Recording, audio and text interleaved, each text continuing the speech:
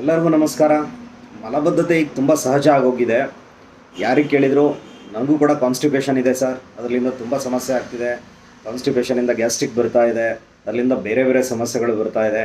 ಇದಕ್ಕೆ ಏನೇ ಔಷಧಿ ತೊಗೊಂಡ್ರು ಕೂಡ ತೊಗೊಂಡಾಗ ಸರಿ ಹೋಗುತ್ತೆ, ಆಮೇಲೆ ಮತ್ತೆ ಮತ್ತೆ ತೊಂದರೆ ಆಗ್ತಿರುತ್ತೆ ಅಂತ ಹೇಳ್ತಿರ್ತಾರೆ. ಹಾಗಾಗಿ ಇವರು ಬೇರೆ ಬೇರೆ ಯಾವುದ್ಯಾವುದೋ ಔಷಧಿಗಳನ್ನು ತೊಗೊಂಡು ಕರಳನ್ನು ಹಾಳು ಮಾಡ್ಕೊತಿರ್ತಾರೆ.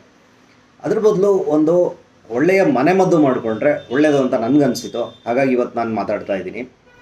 ಸೊ ಮಲಬದ್ಧತೆ ಆದಾಗ ಆರಗ್ವದ ಗಿಡ ಅಂತ ಬರುತ್ತೆ.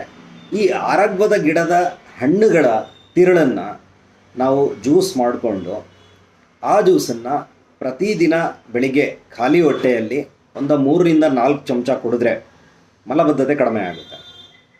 ಇದನ್ನು ಎಷ್ಟು ದಿನ ಮಾಡಬೇಕಪ್ಪ ಅಂದರೆ, ಸತತವಾಗಿ ನಮಗೆ ಮಲಬದ್ಧತೆ ಪೂರ್ತಿ ಕಡಿಮೆ ಆಗೋವರೆಗೂ ಮಾಡಬೇಕು.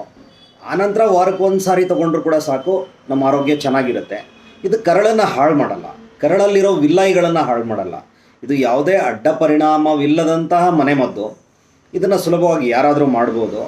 ಹಾಗಾಗಿ ನೀವು ಮಲಬದ್ಧತೆ ಕಡಿಮೆ ಆಗಬೇಕು ಅಂತಂದರೆ ಆರಗ್ವದ ಗಿಡದ ಹಣ್ಣುಗಳನ್ನು ತಗೊಂಡು ಅದರ ತಿರುಳನ್ನು ತೆಗೆದುಬಿಟ್ಟು ಅದರಲ್ಲಿ ರಸ ತೆಗೆದು, ಸೊ ಆ ರಸವನ್ನು 3ರಿಂದ 4 ಚಮಚ ಬೆಳಗ್ಗೆ ಖಾಲಿ ಹೊಟ್ಟೆಲಿ ತಗೊಳ್ಳಿ, ಮಲಬದ್ಧತೆ ಕಡಿಮೆ ಆಗುತ್ತೆ. ಎಲ್ಲರಿಗೂ ನಮಸ್ಕಾರ.